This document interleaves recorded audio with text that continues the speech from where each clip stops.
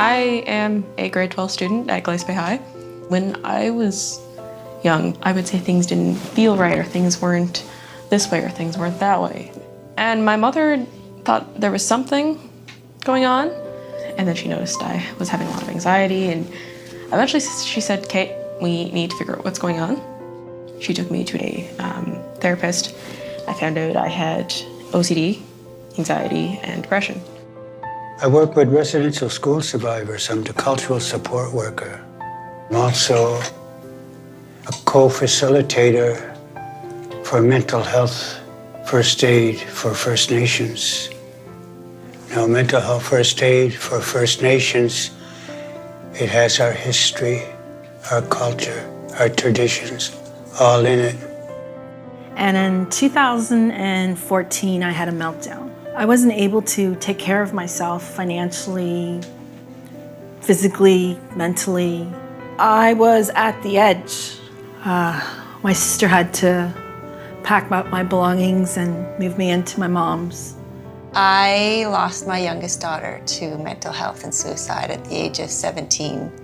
And Alexis didn't really show signs of deep depression. Like, she was still dancing and working in school, and nobody would have expected that she was suffering from depression.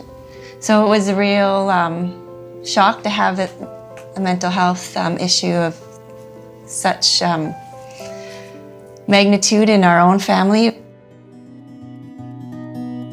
We hide it well. Yeah, hide it Because really even well. my family, I don't think they realized how clinically depressed and how much anxiety I truly had until once they got involved with the doctors. And When I found out what my mental illness was, I didn't want to say anything because I didn't want to be labeled. I didn't want this stigma.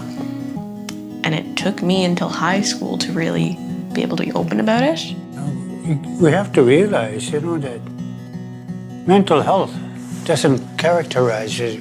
Poverty, rich, gets them all. With like myself, with Alexis, she's at with a lovely family. She's got a mom and dad and sisters, and she can go home with them. She doesn't need to see anybody else. She looks fine. most times, you're right. It's the person who seems like they have it together, doesn't discriminate. No. So if we keep talking and talking, and the next person will keep talking and talking and talking, then everyone's going to be talking. And then just maybe the person who is going through what they're experiencing will seek about getting help sooner. Our mental health office is run like no other. We don't wait for them to come in, we go out.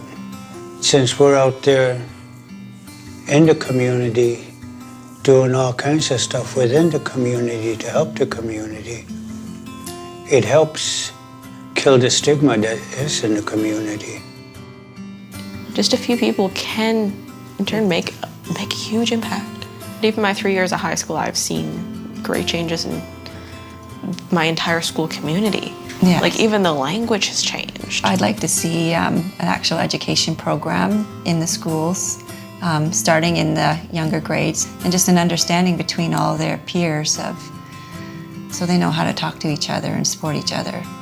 When I started sharing my story, I wanted to do it to help the others around me, because if I could say something and it helped someone, then everything I had done was worth it.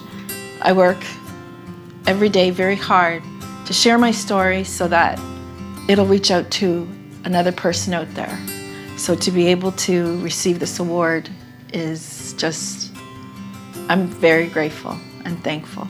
I'm absolutely honored to be chosen for the Caregiver Award.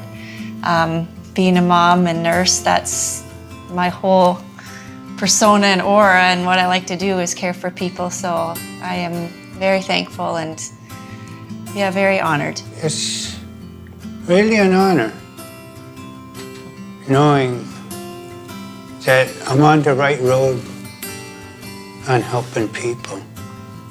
Thank you.